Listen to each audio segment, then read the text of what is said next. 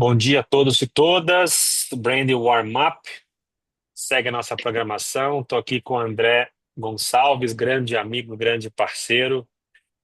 Conheço o André há mais de 20 anos já, foi meu professor na FAAP. E é um cara de comunicação, um cara que, porra, entende de negócio, de estratégia, tem poucas histórias para contar. André, o tema do nosso papo aqui é histórias de projetos de marca que foram um desastre, né? Cara, é importante isso, né? Porque como é que a gente analisa o erro, né? O erro pode ser analisado de muitas formas, né? É, tem gente que defende, né, que não, para você tem que errar para aprender, né? Tem gente que fala que não, cara, não necessariamente eu preciso errar para aprender. Tem amigos meus que falam que, cara, tem que ter cicatriz, tem que ter sangue pelo caminho. Quer dizer, eu não sei se é uma abordagem muito exagerada também, né? Sim. Os amigos meus da Ambev falam, né? Eles fail fast, fail cheap, né? Uhum. Errar faz parte do processo. Só que tem que errar barato e errar logo. Não vai me demorar para errar e não vai errar caro, né? E a Ambev tem outro mantra também, que é quem não erra não inova, né? Você quer inovar, tem que errar, faz parte do processo, né? Você vai ver o próprio cemitério da Ambev, é gigantesco, né? Tem muitos erros lá, Skol Ultra, Skol 360, lançaram uma estelinha sem glúten, relançaram uma outra agora, quer dizer, mas isso faz parte, né? Os caras têm uma cadeia de inovação gigantesca, erros em comunicação, né? Erro médico, quer dizer, tem muitos erros aí. Tem um amigo meu, por exemplo, que não tem uma perna por conta de um erro médico, né? É, Putz, cara. é Nossa. complicado, histórias pesadas, né? Uhum. Erros no nosso campo da comunicação pode custar dinheiro, pode custar o nosso emprego, pode Uhum. custar, né, um desgaste emocional, né? Enfim. Eu vou começar aqui contando uma breve história. Que acho que é importante isso, né? Eu gosto disso, né? De aprender com o erro e fazer com que ele não se repita, e principalmente como evitar esse erro, né? E é muito do que eu faço hoje em dia. Eu lembro que quando eu comecei lá atrás, há mais de 10 anos, a minha carreira como estrategista de marcas, entrou um projeto de uma empresa de autopeças da Vila Maria, né? E aí Uhum. fomos lá, apresentamos o projeto, ganhamos o projeto, nem sei quantos mil reais custou o projeto, nem me lembro. E aí a gente foi lá, né? Todo qualquer projeto de marca, a gente começa com um diagnóstico interno. Você vai conhecer a empresa, vai fazer algumas entrevistas com as pessoas e tal. O fato que a gente começou, a gente entrou na empresa, né? Quem? Nós, pessoas de fora, pessoas estranhas. Ele Uhum. até teve Uhum. uma certa apresentação, e tal, mas o fato que a gente começou o projeto, andamos, começamos a capturar alguns insights, tá e ficamos dentro da empresa alguns dias. O fato é que no quarto, quinto dia, me chega o dono da empresa e entra na porta e fala assim: Ó, cara, não estou entendendo nada que vocês estão fazendo aqui, cara. Esse projeto tá estranho, umas perguntas no alô. Ó, vamos parar por aqui o projeto, tá? Eu pago o que tem que ser pago aí, obrigado, agradeço. Cara, a gente foi embora, uma das coisas mais constrangedoras que eu passei, né? Um puta suco de É. climão ali. A gente saiu de lá, na calçada ali, olhando para a cara do outro, do tipo, onde foi que a gente errou, né? E hoje eu olho para trás, para mim tá muito claro onde foi que a gente errou. A gente errou na falta de clareza, né? A gente vem de trabalhos de branding, trabalhos de comunicação, que muitas vezes são trabalhos que entregam bens intangíveis, né? Então, ou seja, o que a gente vende tem que ser muito claro, né? O que a gente Uhum. vende tem que ser muito, né? Não queira usar termo em inglês na hora que não precisa, não queira florear Sim. demais. Vai no feijão com arroz que a coisa funciona. E hoje essa é uma premissa que eu tomo para mim, né? Eu vou sentar na frente de um cliente da Volkswagen, a padaria da esquina, da Ambev, uma empresa de parafuso. Eu sou claro, né? Eu não Uhum. quero falar difícil. Eu sei falar difícil, eu sei falar fácil, quer dizer, saber modular o teu processo de comunicação verbal mesmo. Então, eu Sim. trago essa história inicial aqui para começar nosso papo, André. Vou te passar o bastão, vou te agradecer e vou pedir para você contar um pouco da tua trajetória, que eu sou fã da tua trajetória. E começa aí trazendo algumas duas, três histórias que você lembra de erros crassos da tua história de entrega de projetos e, principalmente, o que que isso te ensinou e como é que você evita isso hoje em dia? Cara, você falando aqui já vai me lembrando outras histórias, outros momentos que a gente passa. E aí eu começo pela minha própria história. Primeiro, dando bom dia para todo mundo aí, te agradecendo. A gente, como você falou, a gente é amigo há mais de 20 anos, passamos da relação de professor e aluno muito rápido, e, e é muito legal ver a tua evolução profissional, a evolução dos projetos que você faz. Eu queria ter a energia que você tem para tocar esses projetos. Eu admiro, né? Admiro os teus projetos de estrategista de marca, admiro e acho fantástico o Brand Thinkers. Pena que eu não vou estar aqui semana que vem para ir, né? Aliás, vão, quem está assistindo aqui, assistam, visitem o Brand Thinkers, é legal. E a minha história ela começa,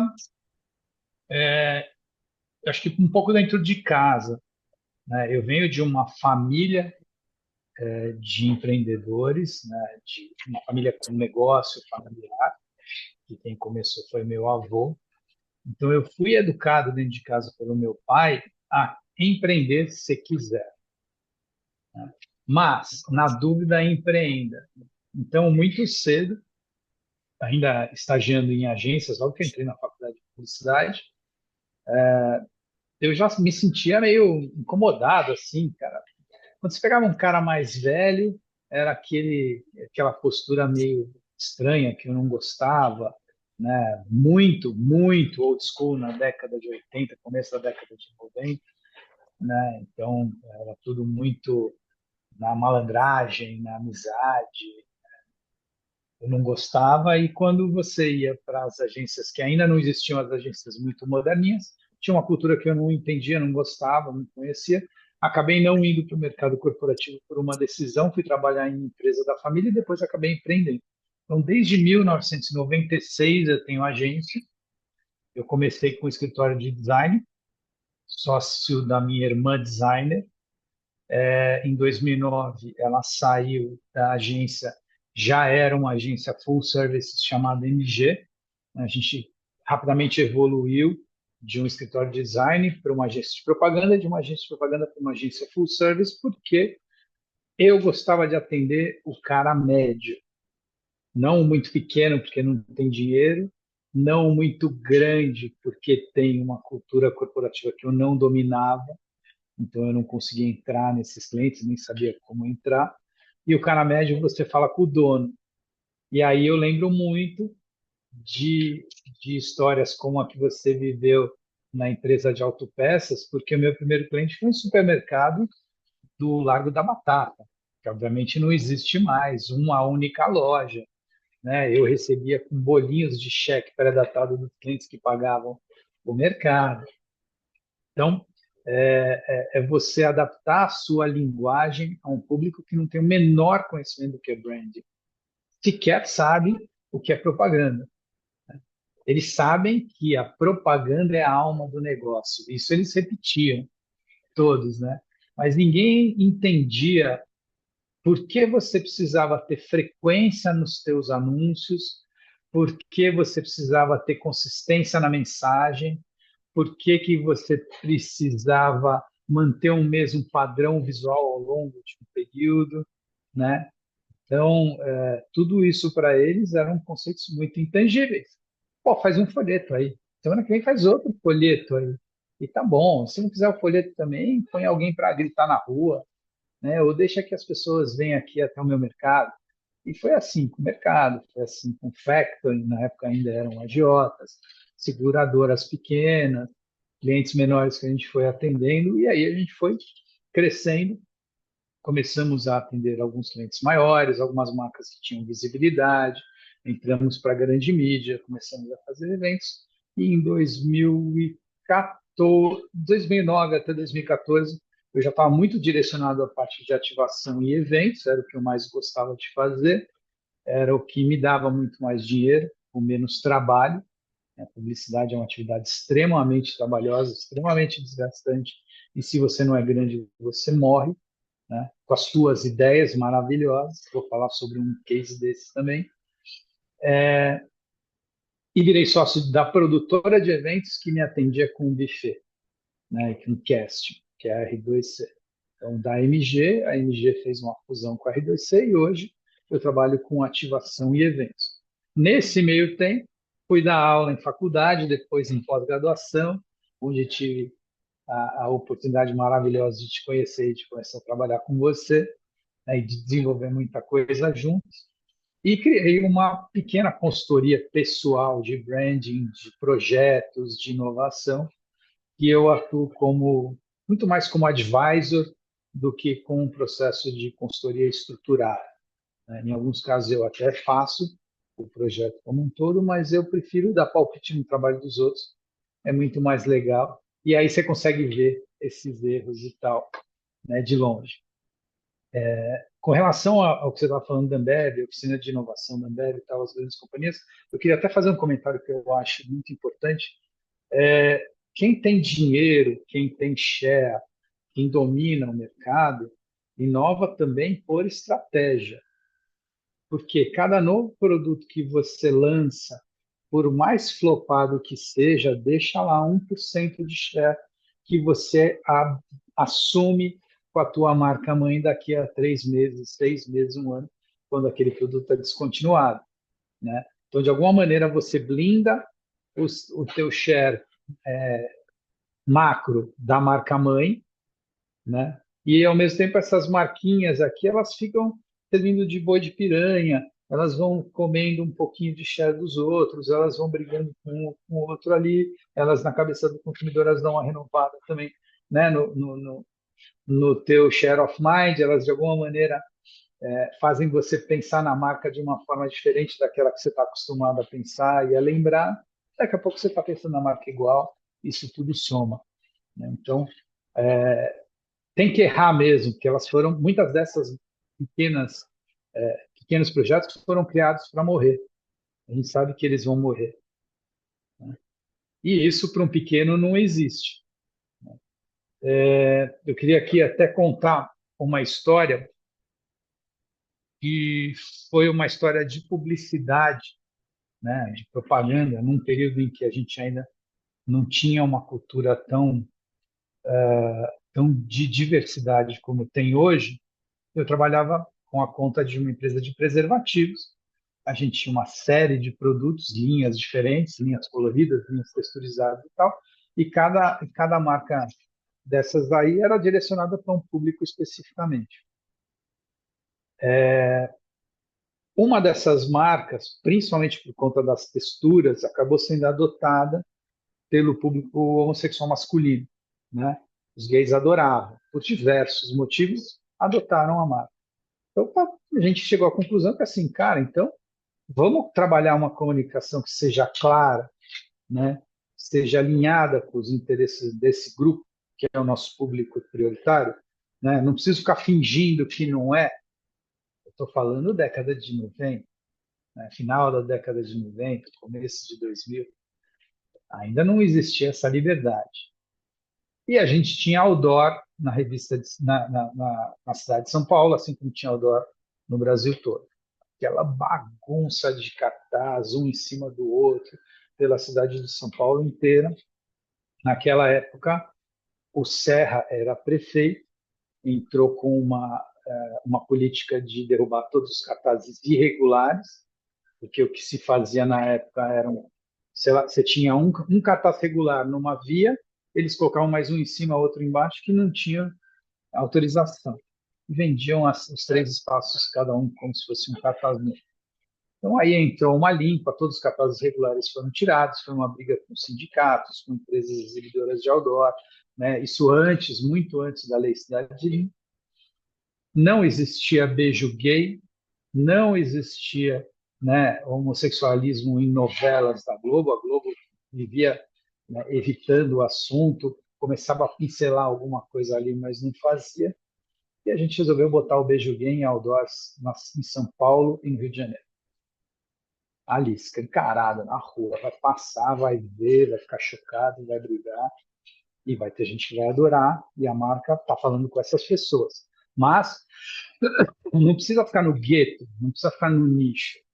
Vamos trabalhar que nem a gente trabalha sabão em pó, né? Vamos trabalhar que nem a gente trabalha sorvete. Nem todo mundo gosta de sorvete. Obviamente, ninguém se sente agredido por um comercial de sorvete, né? Se sente incomodado, eu acho. E aí a gente fez os outdoors. Aí quando se fala aprender com os erros, eu já tinha tido problema com o CONAR no passado, por outras campanhas. Conselho de Autorregulamentação Publicitária, né? Então, é um conselho formado por publicitários e executivos de marketing das empresas que meio que regulamentam as campanhas.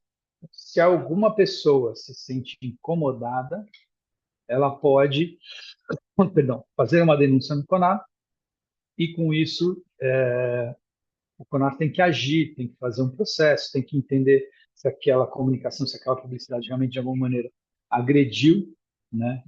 E por que fez isso, se ela está incorreta.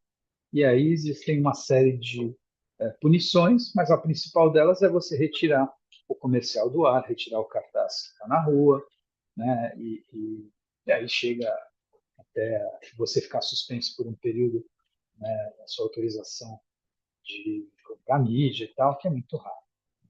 Não é governamental, é um conselho autogerido pelo mercado publicitário, mas tem força, quase força de lei.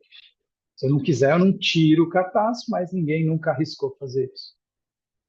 E como a gente já tinha tido problema, já tinha discutido isso aí e tal, eu falei, cara, legal, né? Tá no momento de alguém assumir, né, uma campanha com beijo gay, a gente vai fazer isso, o Conar vai cair matando em cima, o Serra certamente vai cair matando em cima, porque ele vai receber reclamações na prefeitura, a gente tem que estar amparado para não repetir o erro. Só cartazes regulares, contratos assinados com as exibidoras para garantir que eles não tirassem a comunicação se começasse uma bagunça, uma brigalhada, né, reclamações, seja lá o que for, eles têm um contrato que eles não podem tirar o cartaz, e media training para todo mundo, treinamento de como responder os questionamentos da imprensa. E bombou, né? Bombou. Deu Conar em um dia de exibição, os cartazes normalmente ficavam 15 dias. No dia seguinte, à noite foi colado, no dia seguinte já tinha denúncia no Conar e o Serra já tinha ligado para o presidente do sindicato de exibidores de outdoor. Porra, você tá maluco? Como é que você deixa fazer um negócio desse? O cara falou, cara, não posso fazer nada, os cartazes são todos regulares, a comunicação não é ofensiva, até porque era uma imagem de dois homens, mas eles não estavam nem encostando a boca. Ele estava falando de liberdade e tinha assinatura do produto. Era uma imagem forte, que hoje é comum, na época era muito incomum. Qual é o problema? Eu não posso fazer nada. E o presidente era meu amigo, é um italiano baixinho, briguento, que ficou possesso com a história, né? Avisou antes que ia dar briga. Eu falei, eu vou fazer, a gente está parado, então a gente se preparou, inclusive com auxílio de advogados, para entender quais eram os riscos. E o resultado foi que a gente teve, em 3 dias de exibição, a exigência do CONAF para retirar os cartazes. Já tinha um cartaz pronto que dizia o amor não deveria incomodar e a assinatura grande do preservativo, com o packshot do produto e tal. Né? Dos 150 mil investidos em São Paulo e no Rio de Janeiro com mídia nessa época, a gente teve mais de 2 milhões de mídia espontânea nos principais meios de comunicação. A gente teve um aumento de 35% nas vendas dos produtos imediatamente. Nós havíamos recomendado para a área comercial que eles reforçassem a presença do produto nas farmácias, porque ia bombar. E aí tem um grande flop que todo mundo erra, né? Quando você investe muito dinheiro em comunicação, você faz uma campanha que está preparada, você sabe que você vai gerar demanda e não tem produto na prateleira, porque não tinha em muitos lugares, né? A área comercial não acreditou que ia acontecer isso, ou não se esforçou como deveria.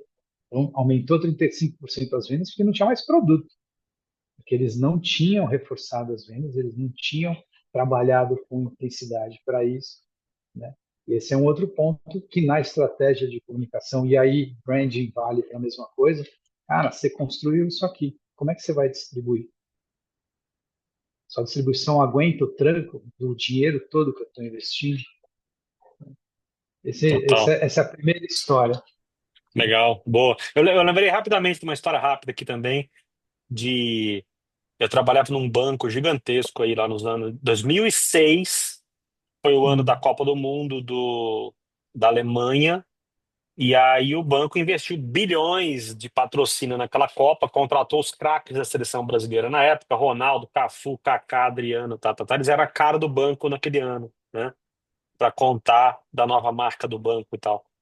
E aí a gente colocou toda a grana na Copa do Mundo. E a Copa do Mundo tem um Hum. risco que é muito calculado, que é o Brasil ser eliminado. Isso pode acontecer, né?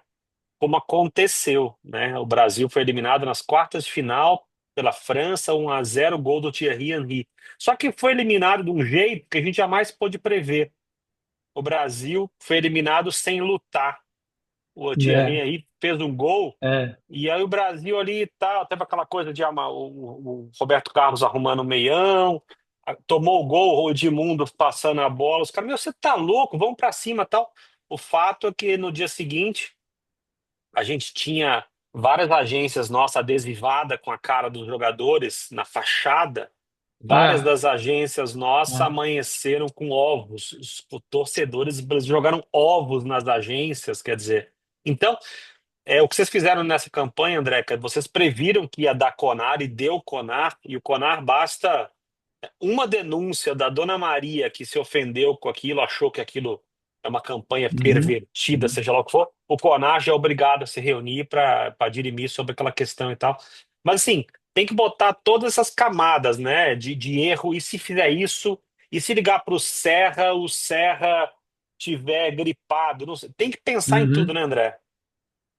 Tem. Eu acho que o trabalho que a gente faz hoje, e aí eu volto para a parte estratégica, seja uma distribuidora de autopeças, seja uma companhia de alimentos, seja uma multinacional de produtos de consumo, você sai da prancheta com o projeto, você precisa dividir isso com uma série de áreas, né? Porque normalmente a gente para no marketing, o marketing, uau, legal, né? Minha nova marca está fantástica, né? Vamos para frente. E aí é o seguinte, vamos checar primeiro se a distribuição está preparada para essa mudança, para esse novo produto. Você tem um estudo de mercado que diz que o mercado aceita. Vamos conversar com vendas, né? Depois, vamos ver a parte de produção. Vamos conversar com a área jurídica. Se existem implicações para isso. E se tiver alguma coisa, o que que eu faço, né? Como é que eu me defendo antes de acontecer? Porque pode acontecer, né? Pode ser a senhorinha que ficou ofendida com a tua campanha, mas pode ser uma campanha que, de alguma maneira, faz alguma apologia que você nem percebe. Hoje em dia, nem os sinais que você faz com a mão podem ser considerados sinais de facção, e aí você não está sabendo disso, porque é uma coisa de submundo, mas aí explode. Como é que você se protege, né? Que aí eu criei um gestual para a marca e por acaso o gestual é o mesmo que é usado numa facção criminosa, sei lá, no Pará. Você nunca ia saber. Jamais, Então, jamais. André, eu não sei se você, a gente lida com todo tipo de gente, né? Gente legal, é, gente idiota, é, gente babaca, gente incrível, gente escrota, tem de tudo, né? Uma coisa que eu faço, tem. não sei se você faz, você vai mapeando o time que você está lidando ou aquele cliente que você está atendendo ao longo do processo. Aí você fala, meu, esse cara vai me dar dor de cabeça, esse cara é mala, Sim. ó, anota aí, Uhum, esse uhum, cara. Já aconteceu comigo uma vez, um cara que a gente mapeou, sabia que ia dar dor de cabeça e deu dor de cabeça. Só que o que a gente podia ter feito antes e a gente não fez? Tinha que ter mapeado isso, mas tinha que tentar neutralizar esse cara de alguma forma. E quando eu falo neutralizar, é tentar buscar alguns alinhamentos políticos internos. Ó, você me ajuda a dobrar esse cara? Tá? E eu não fiz isso com um projeto meu de um cliente. A gente apresentou um projeto de pesquisa grande, o cara estava na sala e não deu outra, né? E era um cara relevante na companhia, um cara que dono do dinheiro também. e não pagou pouco para a gente tocar a pesquisa. Eu Hum, apresentei a pesquisa toda. Até eu cheguei na sala da pesquisa de apresentar, na sala do cliente, assim, na empresa. A sala não tinha nem janela. Eu falei, cara, isso é um problema.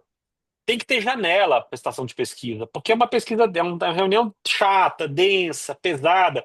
Pô, você ficar numa sala sem janela, eu falei, cara, tem que ter janela. Não tinha, paciência, né? E aí no final não deu outro. O cara falou assim pra gente: pô, legal a pesquisa que vocês trouxeram aí, mas assim, vem cá, tudo que você falou aí eu já sabia, só não me trouxe uhum, nada novo. E o cara realmente conhecia muito do mercado, ninguém conhecia mais do que ele naquele momento do que ele. Ele estava na categoria há 30 anos, né? E é claro que a gente tinha trazido coisas que ele não sabia, mas ele quis dar uma crescida ali diante do time. Tá? claro. Você não sabe, né? Você não sabe se o cara está tentando almejar um cargo maior. Quer dizer, tem muitas questões que a gente não consegue mapear. Aí como é que Sim. você sai de uma situação dessa? Quer dizer, cara, vem cá, você só trouxe o que eu já sabia. Eu te paguei para você falar o que eu já sabia, você não trouxe nada novo, né? Cara, assim, é uma parte de uma saia justa, fica aquele suco de climão na sala também, né? E a gente basicamente falou o seguinte, a gente falou, cara, eu lembro que a minha sócia olhou pra mim assim, do tipo, vamos lá, a bola tá no teu pé, vai, sai dessa agora aí. Cara, eu falei pro cara assim, né? Eu falei, tirei o coelho da cartola na hora ali. É claro que tinha coisa que ele não sabia, mas ele quis dar essa crescida, né?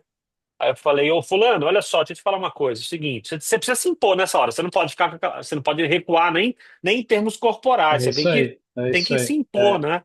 Eu falei, É. cara, ô fulano, é o seguinte, vamos combinar uma coisa aqui, primeiro, ninguém nesse prédio entende mais da categoria do que você, tá? É isso aí. Realmente. Você. Aí eu joguei confete na cara dele, né? Dei ali uma.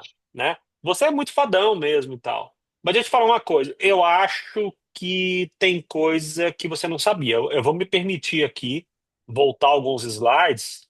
Aí voltei lá, retirei, ficou, né? Fica uma coisa meio ruim. E aí tentei salvar. O fato é que a gente apresentou e ficou esse climão no final. Aí eu saí de lá, entre aspas, chateado. E aí você, pô, peguei um avião, voltei pra casa. Tu chega à noite em casa, Uhum. você quer, né? E aí eu falei, cara, eu vou voltar daqui a um mês para apresentar a marca e vou arrebentar, vou chegar na voadora. E não deu outra. A gente voltou e apresentamos o projeto da marca em cima do que a pesquisa nos tinha trazido. E aí o pessoal se emocionou, chorou na sala, e a marca tá aí até hoje, né? Você lida com muita gente de todo. Você consegue mapear bem isso, André?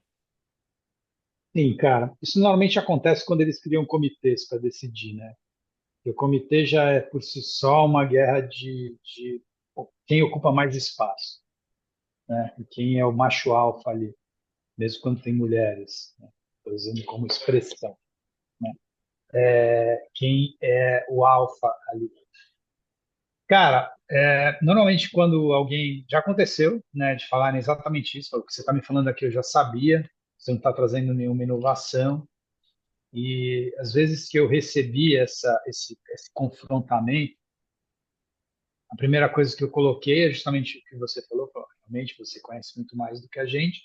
Muitas dessas coisas a gente não descobriu quando te entrevistou, porque você não falou, mas a Então, gente descobriu entrevistando outras pessoas e buscando informação de outros mercados, então serve para validar o seu conhecimento, que pode ser, poderia ser, uma percepção sua do assunto, mas é um fato, todo mundo pensa igual a você.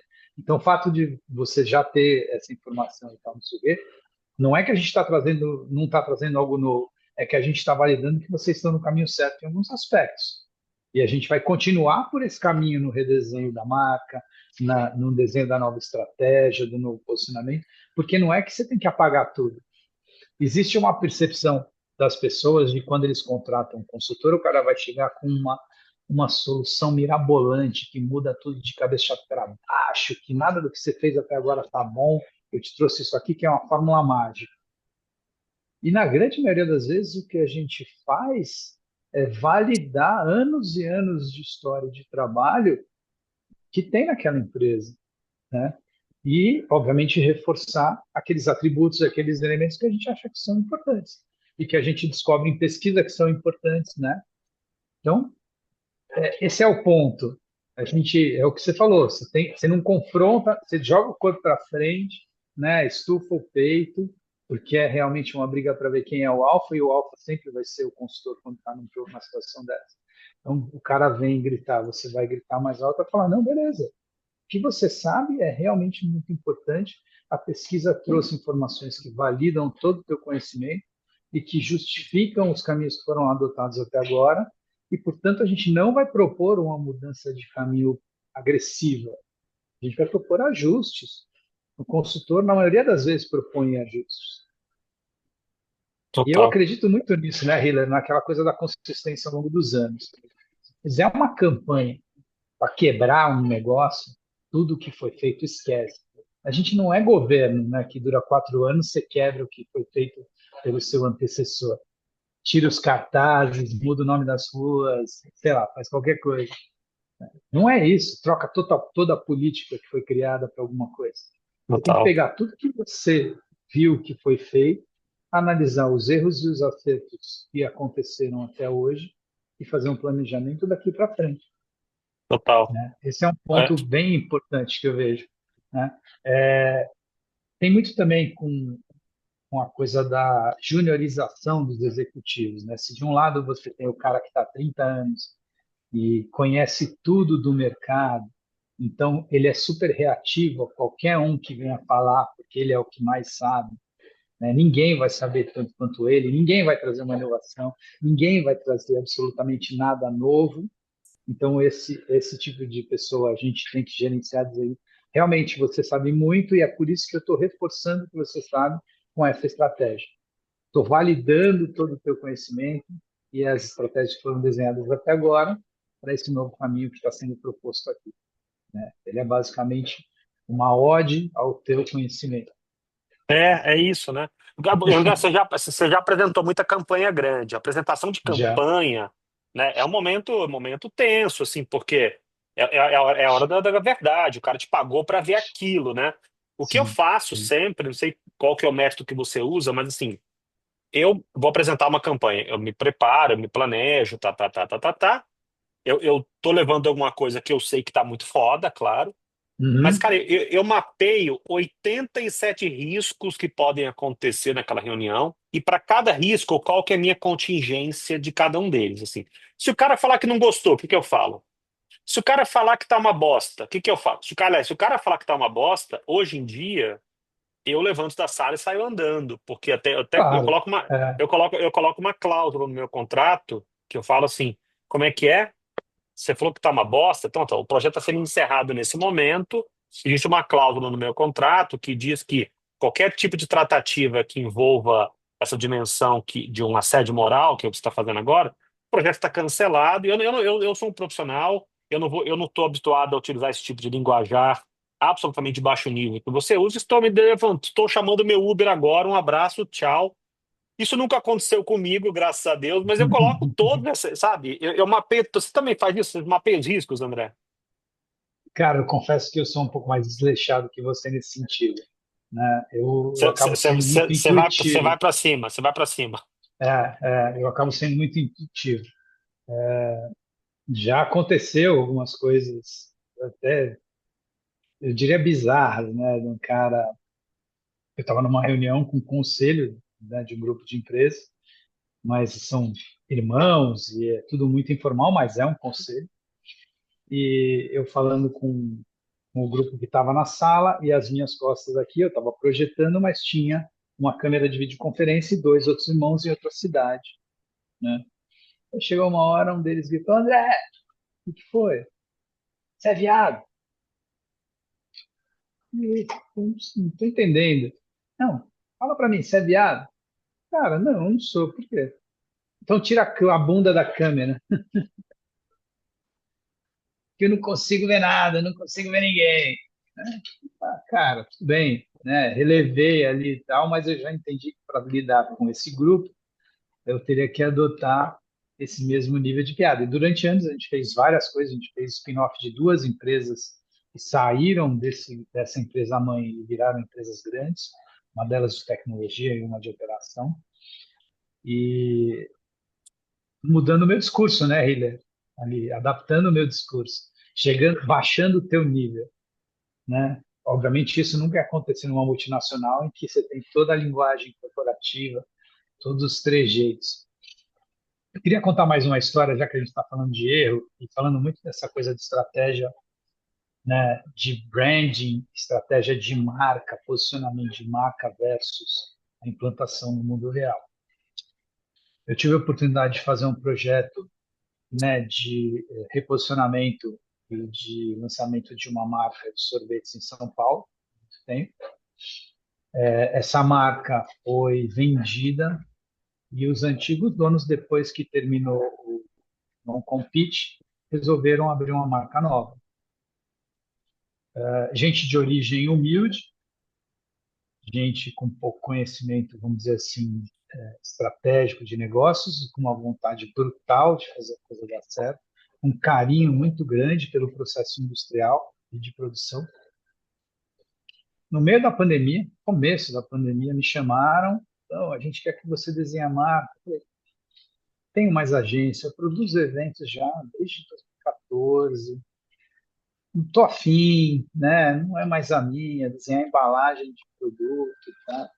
Não, vai, dá um jeito, dá um jeito. Tá. Eu monto um time específico para esse projeto, desde que eu possa me envolver na parte estratégica da empresa, o desenho da estratégia do negócio. Está aqui a minha proposta.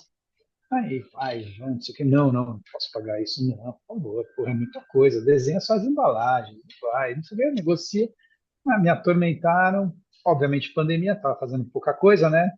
Tava na praia pegando onda todo dia, aí resolvi fazer. E a gente desenhou a marca, desenhou as embalagens, fez todo o material de comunicação primeiro em enxoval, preparou tudo. Eles montaram uma baita, uma fábrica, compraram embalagens, produziram os produtos para que em dezembro fosse lançado na cabeça do verão daquele ano. E aí, quando chegou, sei lá, agosto, setembro, eu já tinha perguntado algumas vezes isso ao longo do ano, né? O projeto começou lá para março, abril. Como é que vocês vão distribuir? Meu, como é que é a tua distribuição? Ah, então, tem os distribuidores da marca vendida e tal, a gente está conversando com eles. Como assim você está conversando? Né? Foi uma venda difícil, né? Teve muitas rusgas, teve muitos processos judiciais com o comprador, né? Obviamente é uma briga que ainda está cheia de... Todo mundo está armado.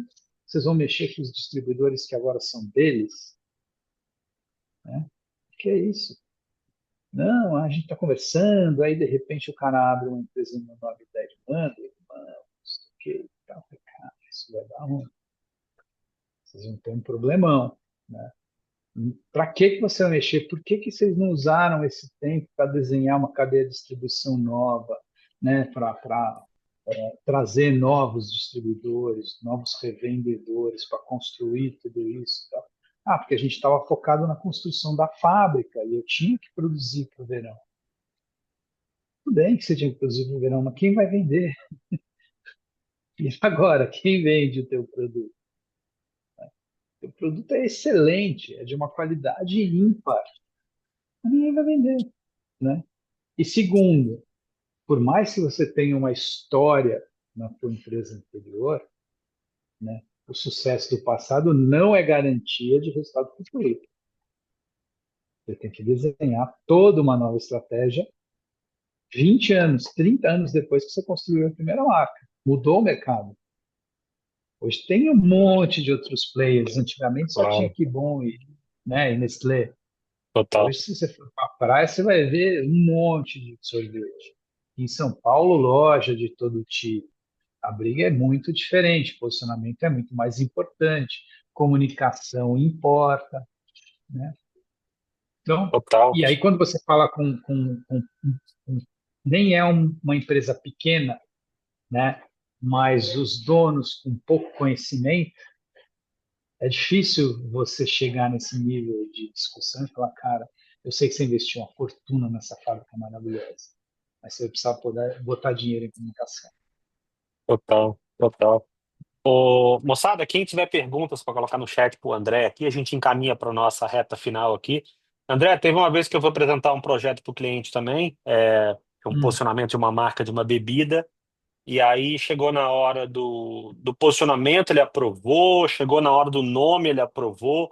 Quando a gente foi para a expressividade visual, quando a gente foi montar o rótulo, a gente apresentou, ele falou, estava no Zoom na pandemia também, ele falou, ah, não gostei desse rótulo. Eu falei, por que você não gostou? Ah, não gostei. Eu falei, tá, eu entendi que você não gostou, mas você pode me explicar o porquê? Porque eu te apresentei esse rótulo feito por nosso Aham. designer, o melhor designer que nós temos, e eu te justifiquei racional de cada Uhum, centímetro uhum, da uhum. cor, da tipografia, da disposição. Eu te vendi do porquê esse é o caminho visual, e você está dizendo que não gostou. Você tem que me contar o porquê. Ah, não gostei. Eu falei, cara, assim não tá funcionando. Ah, sabe o que que eu quero? Peraí. Ele espelhou a tela, abriu o Paintbrush, assim. O Paintbrush. Olha, aí começou a desenhar com o paintbrush. Eu falei, para. Aham. Ô, fulano, olha só, olha só. Eu vou pedir com todo respeito, por gentileza, feche o seu paintbrush agora, por favor, né? O projeto está sendo pausado nesse momento. Vamos dar um stop no projeto, tá? Eu vou te recomendar uma coisa. Pega um designer na tua cidade aí e senta do lado dele e você monta a marca, tá? Porque eu não posso ficar à mercê de paintbrush, você vai me desculpar, eu sou um profissional. E no meu projeto tem cláusula também disso, né? Eu não posso ficar à mercê disso. A gente recebeu 100% do valor, né? Ah, não gostei, não vou pagar. Não, não existe isso, né? Porque eu mobilizei meu time, paguei meus custos aqui e tal. O cara não gostar, faz parte do jogo. Agora, não saber explicar por que não gostou e abrir paintbrush, cara, constrangedor, né? Tem, tem de tudo, né, André? Sim, sim, tem.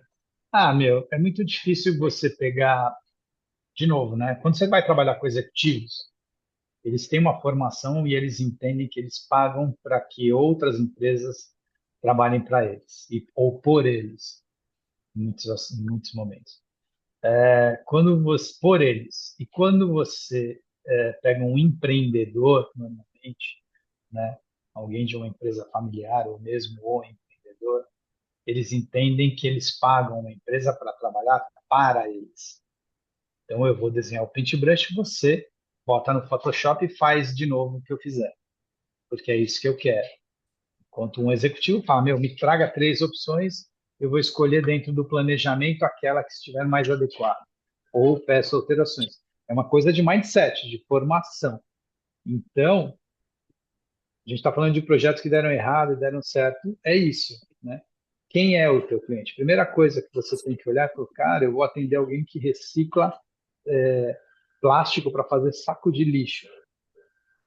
Então, vamos conversar um pouco com esse mercado, vamos entender essas pessoas, vamos entender o que ele valoriza para você não chegar lá falando que o cara precisa fazer comercial na Globo, que a empresa dele precisa ser conhecida pelo mundo inteiro, que obviamente vai dar risada na sua cara, né? Você chegar com a sua arrogância de publicitário, de marqueteiro e dizer para o cara o que ele precisa. Esse é um ponto importante. Você tem que entender o mercadeiro, entender as dores que ele tem, trazer uma solução que esteja adequada à necessidade dele. É óbvio que eu estou usando um extremo que uma empresa de reciclagem de plástico para saco de lixo muito provavelmente não vai contratar um projeto de branding, mas pode acontecer, você nunca sabe. Eu queria jogar aqui até um debate, cara, e você vai gostar disso também. A gente falando de projetos que deram certo, projetos que deram errado.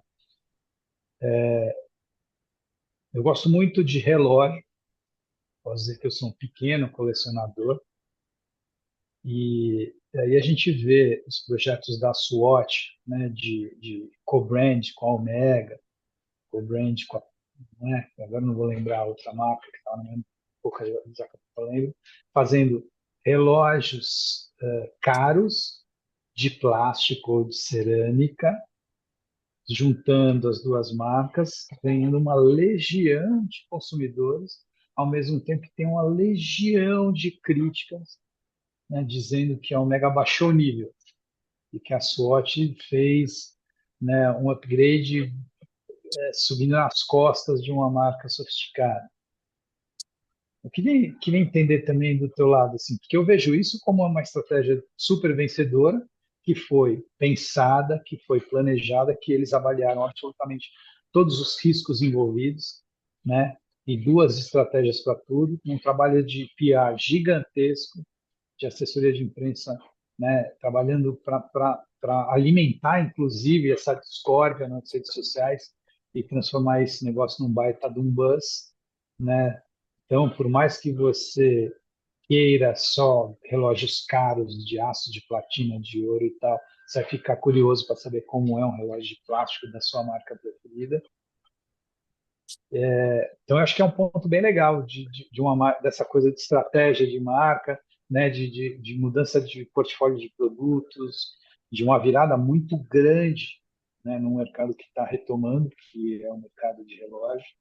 Depois do boom do Apple Watch, Faria Lima você já não vê mais Apple Watch, os Faria Lima eles voltaram a usar os relógios caros.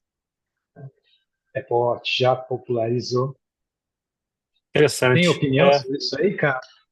As marcas, elas têm histórias, as marcas têm fortalezas históricas, né? É. E isso você não apaga da noite para o dia. Então, tem duas histórias que me vêm à mente nesse momento. Lá no meio da pandemia também, a Balenciaga, que é uma marca de luxo, lançou ali Uhum. um tênis todo detonado, lançou, Sim, assim como a Osklen lançou na pandemia, uma máscara de R$ 200, quer dizer.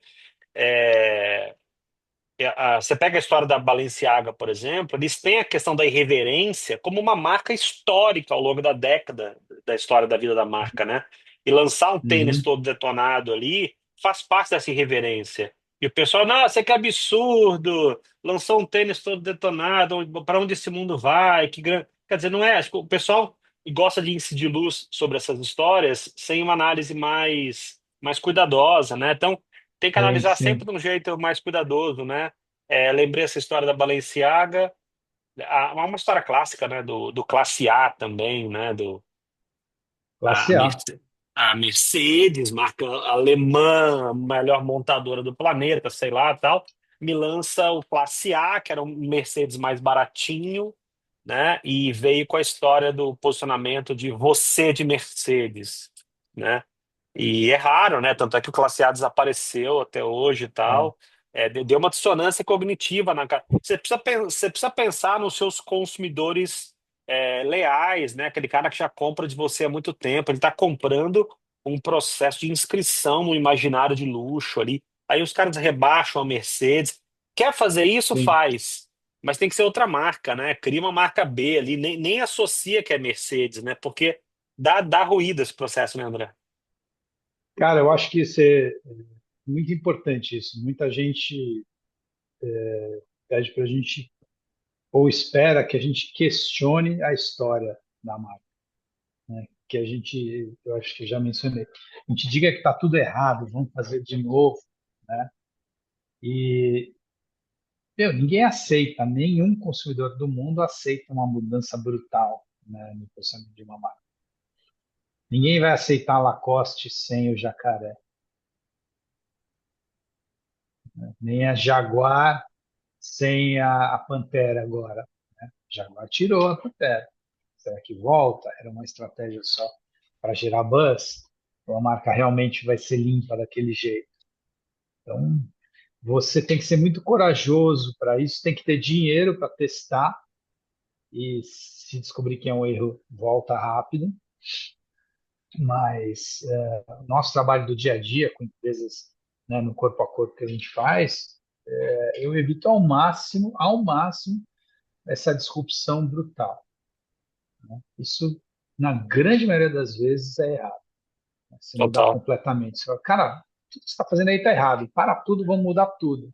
Eu cheguei aqui com né, a nova mensagem, o novo tudo. Não, a gente é muito mais um, um, um coach, que eu vou fazer uma analogia interessante. A gente é muito mais coach que vai fazer você subir de vida sozinho, né, com a tua marca, você evoluir como marca, do que um missionário que vai apagar da tua mente tudo que você sabe sobre uma determinada religião para te enfiar a outra religião pela goela. Então a gente está lá muito mais para entender quais são as tuas forças, as tuas fraquezas, né? Trabalhar nas tuas forças para que elas sejam ainda mais fortes e minimizar as tuas fraquezas, como marca, como companhia. Esse é o nosso trabalho. Muito bom, muito bom. André Marquezine Gonçalves, vou te agradecer o seu tempo, a sua Pô, eu que adoro. disponibilidade. Obrigado, meu amigo. Obrigado pelas histórias. Agradeço. Boa Vermont para você. Aproveite a neve. Obrigado. Obrigado. Um Tá dando abraço. menos Valeu. 30, cara. Tem dia de menos 30. Tranquilo. Você tem roupa para isso. Tem. Obrigado, Obrigado, Andrezão. branding guys. Tchau, tchau. Um abraço, André. Tchau. Abraço.